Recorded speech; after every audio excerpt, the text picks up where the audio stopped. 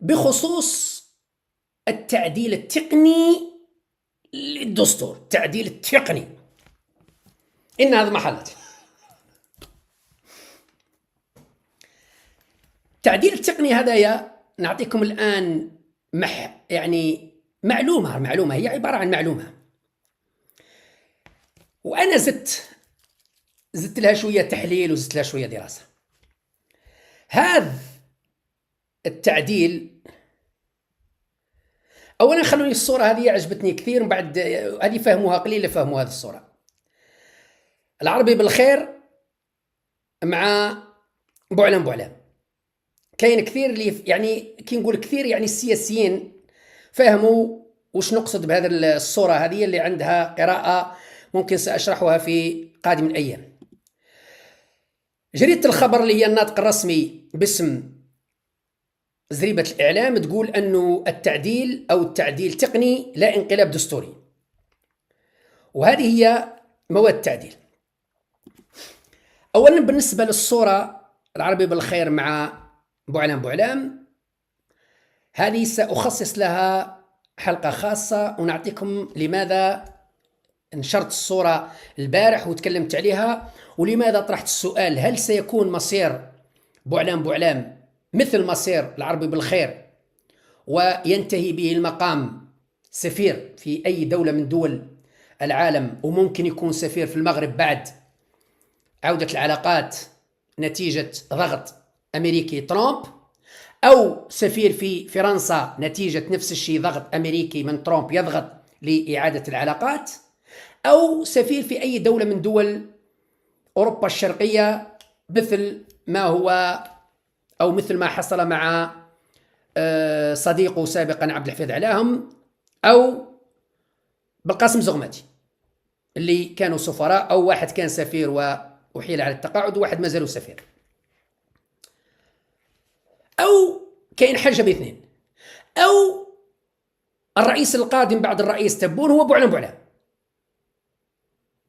هذه الترتيبات تدخل في هذا الإطار. هذا الترتيبات اللي راهي الآن، هذا التعديل الدستوري والترتيبات تدخل في هذا الإطار. إما بوعلام يوصل إلى جدار، وبالتالي راح يطلب من تبون قبل غرق السفينة إنقاذه، يبعث سفير في أي دولة ويروح سفير لأن السفينة ستغرق، وبالتالي ينجو بنفسه، يروح سفير يغطي راسه يلكش ما صرا راهو سفير، عنده حصانة دبلوماسية راهو سفير. إذا تمكن بوعلام والحاشية من السيطرة وتغيير موازين القوى، الرئيس القادم هو بوعلام. نعم، يبقى الصراع ما بين سعيد بوتفليقة الجديد وبوعلام من ستكون له يعني صلاحيات على الأقل تقاسم. في الأخير سيفوز بوعلام نظرا لحنكته، طبعا دهائه وحنكته التي تقارب دهاء وحنكة العربي بالخير، وممكن نشوفه في قادم السنوات بوعلام رئيسا للجمهورية خلفا لعبد المجيد تبون. هذا إذا كان نجح البلان بي. إذا كان ما نجحش سنجده سفير، لن يبقى مدير ديوان. بوعلام ما يبقاش مدير ديوان، إما سفير إما يحضر نفسه رئيس جمهورية. حضر نفسه رئيس جمهورية ورايحين نشوفوه يظهر، وخاصة في الانتخابات القادمة سيكون يعني له دور في الميدان، دور سياسي في الميدان، سيترأس جلسات وأمور من هذا النوع. هذه التعديلات التي تقول عنها جريدة الخبر أنها تعديل تقني وليس انقلاب، هو اعتراف ضمني أنه انقلاب. لما تخرج لك جريدة الخبر تقول لك يا ودي لا هذا راه تعديل تقني موش انقلاب، ردوا بالك تحسبوه انقلاب، معناتها انقلاب. مثل ما قال بوعلام أنه أجلنا من اجتماع مجلس الوزراء مش لأنه ما حضرش الشنقريحة لأنه كان في عطلة، نو أجلناه برك. يعني هو يؤكد أنه أجلناه لأنه ما حضرش. وقضية أنه في عطلة ما تدخلش في العقل منذ متى. يعني يا ناس خافوا ربي. غرقت حافلة في واد الحراش وماتوا فيها 18 شهيد الله يرحمهم. الحكومة كلها، الوزير الأول، وزير الداخلية، راه مدير الديوان، وكل راحوا لواد الحراش. لم نسمع تصريح يقول أنه رئيس الجمهورية راهو في عطلة، بالرغم من أنه كان في عطلة. نعم، رئيس كان في عطلة مرضية، كان في ألمانيا يعالج، لكن في فترة عطلة لأنه من وهران راح علاج ورجع وكذا. المهم كان في عطلة قانونيا، كان في عطلة. لكن لم نسمع أي واحد يقولنا في واد الحراش اللي كانت مجزرة وماتوا فيها شهداء 18 واحد، لم نسمع لا مدير الديوان ولا وزير الداخلية ولا رئيس الوزراء يقول أن الرئيس اسمحوا لنا الرئيس راه ما حضرش لأنه في عطلة، ما قالهاش. والآن تجي تقول لي أنا باللي اسمحوا لنا ما درناش اجتماع مجلس الوزراء لأنه غاب شنقريحة، بصح ما بناش بشنقريحة لأنه كان عطلة الله يسهل. هذا يؤكد أنه بالفعل كاين تقربعة في الموتور، جريدة الخبر تؤكد نفس الشيء، أنه فيه تقربعة في الموتور، أنه فيه انقلاب وفيه تزوير للدستور. وإلا وعلاش يقولوا ليس انقلاب؟ يقول لك هذا تعديل تقني يسكت. أنا لو كان جيت مقتنع أنه تعديل تقني نقول باللي تعديل تقني للدستور نقطة إلى السطر، تعديل تقني نقطة إلى السطر. وعلاش نزيد في كلمة هذا تعديل تقني وليس انقلاب؟ هذا راه مش انقلاب على الدستور، هذا راه تعديله. هذه راهي بيضة مش كحلة، هي اللي نشوف فيها قسمها بيضة. عليها تقول لنا يعني أنا كي تقول لي هذا كاس تعمى، يعني شوف فيه كاس تعمى، علاش تقول لي اسمع هذا كاس تعمى مش تاع ويسكي، يا ربي نشوف فيه كاس تعمى. يعني أنك تقول لي كاس تعمى معناتها راك تقول لي فودكا، لأنه الفودكا بيضة معناتها هذه فودكا، ماهوش فودكا لما تقولوش بليفز دايره فودكا. ولكن كي نأكد لكم يا جماعة والله نشرب في ماء، علاش تحلف؟ مادام تحلف باللي راهو ماء وراك تأكد لي باللي ماء معناتها راهو مش ماء، راهو فودكا. إذا أنت كي تخرج لي جريدة الخبر تقول لي هذا راهو تعديل تقنية، هي وشكون قال لك مش تعديل تقني؟ بصح ما تقولش راهو تزويره، عرض بالك تشك فيا تقول راه تزوير وطرافيك، نو راهو تعديل تقني. إذا أنا نقول لك تزوير، أنا نقول لك تزوير وتحريف للدستور. الزبدة تاع الكلام هي أنه الجماعة كانوا معولين يفوتوا هذه التعديلات الدستورية وغيرها عبر مجلس الوزراء، وليس مجلس الحكومة، مجلس الوزراء. لأنه نشوفوا هذا الزايلة، هذا الزايلة اللي راهو يكلم ومن بعد كامور اللايف نتفاهم معاك. خليني نبلوكيه باش ما يقلقنيش. ومن بعد قلت أنه هذا التعديلات كان من المفروض تمر على أو عبر مجلس الوزراء وليس مجلس الحكومة، لأنه كاين فرق ما بين مجلس الحكومة ومجلس الوزراء. كاين ملاحظة مهمة في مجلس الحكومة ومجلس الوزراء. رئيس أركان الجيش نائب وزير الدفاع هو عضو في الحكومة وعضو في مجلس الوزراء، يعني منطقيا نائب وزير الدفاع هو عضو في مجلس الحكومة وعضو في مجلس الوزراء. لكن عمرنا ما نشوفه نائب وزير الدفاع يحضر في مجلس الحكومة، عمره. في مجلس الحكومة. عمركم سمعتوا نائب وزير الدفاع يحضر مع رئيس الحكومة أو الوزير الأول؟ أبدا. إذن هو وزير فوق العادة. وزير الداخلية يحضر، وزير الطاقة يحضر، اللي هم وزراء دولة اللي في الرتبة بروتوكوليا وزير الدولة أكثر من وزير، والوزير أكثر من نائب وزير بروتوكوليا في العالم. لكن احنا عندنا في الجزائر الوزير أو نائب وزير الدفاع أعلى من وزير الدولة وأعلى من وزير الحكومة. شكون واضحين؟ هذه عندها مدلول آخر اللي هو معروف أن المؤسسة العسكرية عندها قوة وعندها ثقل وعندها مكانة، وهذه حاجة مليحة. إذن نائب وزير الدفاع لا يحضر مجلس الوزراء، مجلس الحكومة لا يحضر مجلس الحكومة الذي يترأسه الوزير الأول أبدا. يحضر فقط مجلس الوزراء.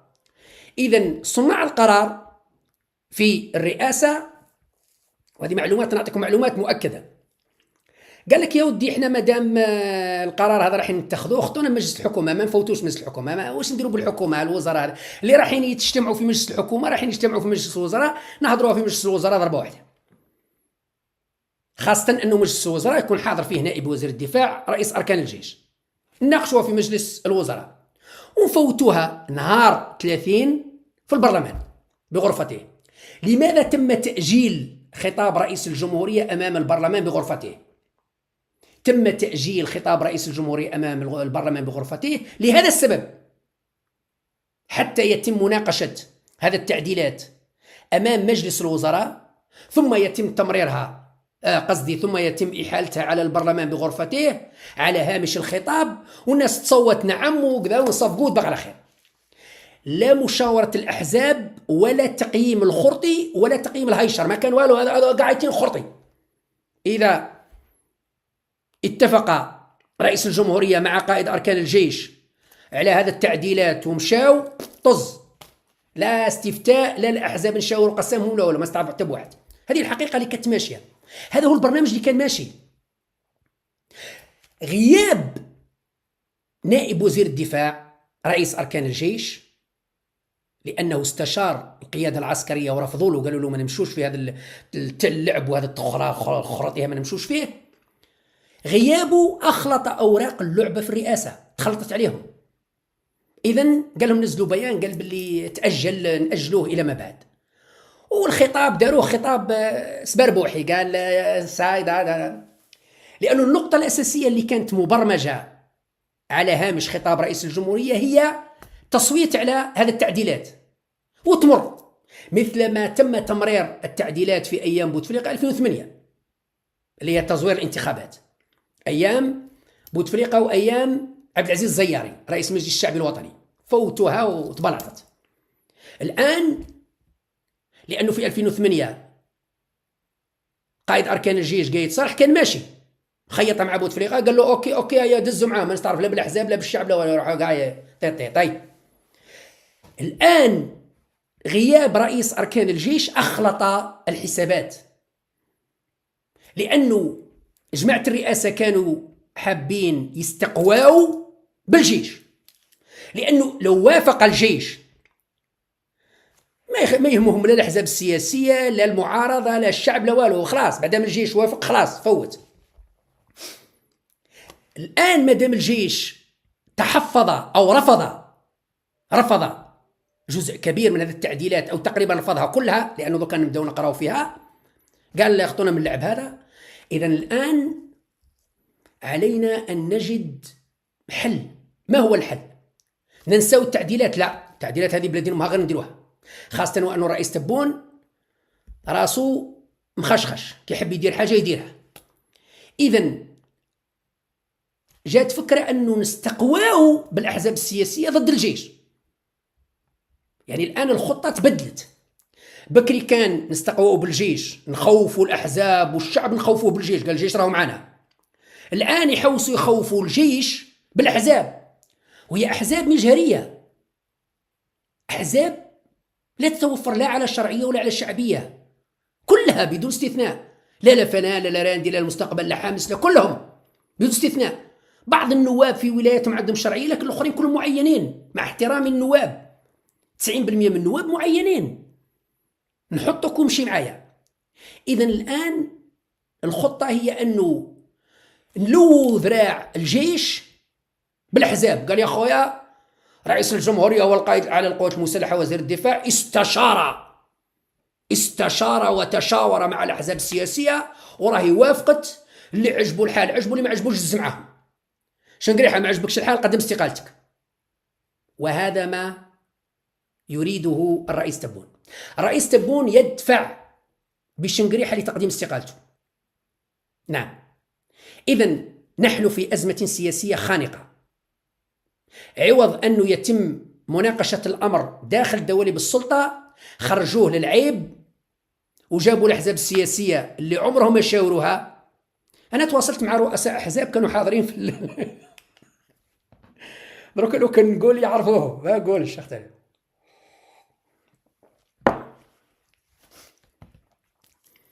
انا خلينا نقول هذا براسه. المهم واحد من رؤساء الاحزاب قال لي بن زديره، قال لي انا عندي تقريبا عامين واحد ما اتصل بيا من الرئاسه، قال لي كنت راقد لبس عليا، قال لي جاني المطار يطبطب عليا، مطار تاع الرئاسه طرط هاك بريه من الرئاسه، قال لي قريت، قال لي الغدوه راك معروض تجي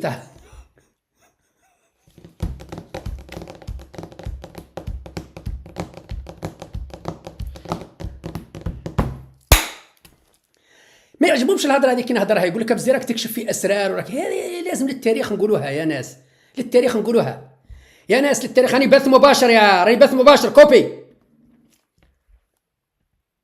يعني ما اقسم بالله غير رئيس حزب قال لي يا بن زديره، قال لي عندي عامين واحد ما اتصل بيا، ما قال لي صح عيدك، ما قال لي واش راك، ما قال لي وشو متعشي وكش متعشي، ما قال لي راك مخلص الكرا وماكش مخلص الكرا، ما قال لي راك بايت ولا راك متغطي وماكش متغطي، قال لي واحد ما حوس عليا، عامين واحد ما حوس عليا، قال لي راقد متهني، قال لي حتى نجا المطار، قال لي تخلعت، قال لي كطبطب، قال لي قلت انا، قال لي خرجت لي المدام، قلت لي بالطفي طلت من الطاقه، قلت له المطار جو يحوس عليه، قال لي قلت له المطار يحوس عليه وش هذا، قال لي جاني، قال لي هاك دعوه من الرئاسه باش غدوه تجي، كي قراها قالوا له جي تحضر غدوه باش عندنا الحنان تاع وليد الحاج سليمان مع بنت خيران، راح تحضر شاهد معنا، شاهد ما شافش حاجه، وراح لقى روحه حاضر في ندوه لمناقشه الدستور وتعديلات وكذا، ولقى روحه رفع يدو، ما يقدرش يقول لا لا، سيد كبروا به، كبرنا بيك وجبناك وصورت الكاميرا وتقول لا لا، قول ايه.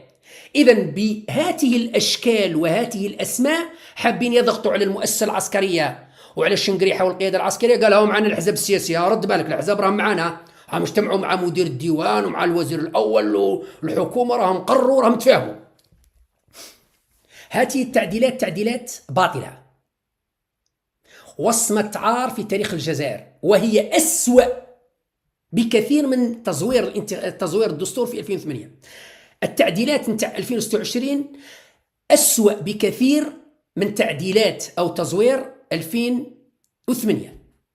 على الأقل 2008 المؤسسة العسكرية والقيادة العسكرية كانت موافقة على التزوير وموافقة على التحريف. الآن القيادة العسكرية بريئة، القيادة العسكرية بريئة بالرغم من كل أخطائها، بالرغم من كل وش دارت المؤسسة العسكرية. الآن دارت حاجة تبقى للتاريخ، أنه رئيس أركان الجيش يرفض هذا التزوير وهذا التلاعب وهذا الانحراف الخطير.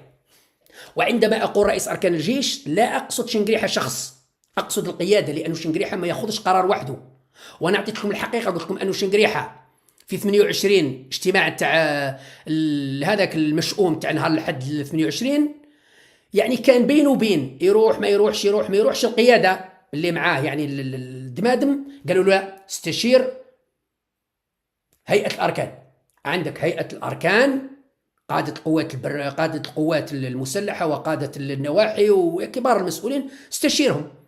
كي شاورهم لقى 90% ضد أو 100% لقاهم ضد. اللي يقول له حضرات واش كاين، يقول له أنا اسمح لي، الآخر اسمح لي، الآخر اسمح لي، رافضين. إذا لقى روحه باللي أمام رفض قاطع، وهذه تسجل للتاريخ، تسجل للتاريخ. نعم. إذا السؤال، التعديلات هذه، شوف أول بند في التعديلات تلقاه باللي تافه. أنا نقرأ لكم بند واحد ونحبس، نقرأ لكم بند واحد ونحبس، ما نناقش، لأنه هذه البنود العشرة كلها مضروبة في نقص واحد، كلها مضروبة في نقص واحد. نقرأ البند هذا يا الأول. البند الأول وشنو اقتراحات؟ ضرورة إدراج شرط إثبات مستوى تعليمي للترشح لمنصب رئيس الجمهورية. ضرورة إدراج شرط إثبات مستوى تعليمي للترشح لمنصب رئيس الجمهورية. أوكي. ضرورة إثبات مستوى تعليمي. هي وشنو مستوى تعليمي؟ هي وشنو مستوى تعليمي؟ وليد ملوكة عنده مستوى تعليمي ما عندوش؟ عنده. وشنو مستوى التعليم؟ سنة 4 متوسط، عنده مستوى تعليمي.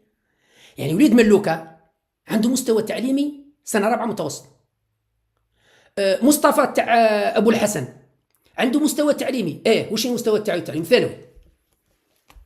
يعني وليد ملوكة يقدر يترشح، مصطفى يقدر يترشح، قويدر يقدر يترشح، سليمان يقدر يعني الناس كل تقدر ترشح لانه عندها مستوى. لانك فرق ما بين تقول واحد بدون مستوى وواحد تقول عنده مستوى. يعني شرط يملك مستوى، هذا ليس الشرط، لانه كل الناس عندها مستوى. اللي عنده مستوى ابتدائي عنده مستوى. من يملك شهادة التعليم الابتدائي عنده مستوى. ما هو مستوى تعليم ابتدائي؟ اللي دار التعليم المتوسط مستوى متوسط، اللي دار الثانوي مستوى ثانوي، اللي دار الجامعة مستوى جامعي، اللي دار الدراسات العليا مستوى دكتور. يعني مستوى. كي تقول انت يا ضروري يكون عندك مستوى، ايه بصح شنو المستوى؟ المهم مستوى وخلاص. معليش مستوى سنة رابعة ابتدائي، ايه ما المهم عندك. يعني شفت التفاهة، يعني شفت التمييع. أول بداية القصيدة كفر، بداية القصيدة كفر. البند الأول أصلا يمحي كل البنود اللي بقات. أنا في 9 البنود اللي بقاو بعد الأول، يعني هما 10. الأول كي قريته هذوك 9 كلهم رميتهم إلى مزبلة التاريخ. لماذا؟ لأنه الشرط الأول غير واضح. لازم يكون عندك مستوى. هي وش مستوى؟ حدد ما هو المستوى. لازم يكون عندك مستوى دكتوراه، ولا مستوى جامعي، ولا مستوى ماجستير، ولا مستوى ماستر، ولا وشنو مستوى؟ أو مستوى وخلاص. يعني المهم يكون عندك مستوى وخلاص. كارثة، كارثة، كارثة. إنها إذ محلت، إنها إذ محلت يا دقدوق.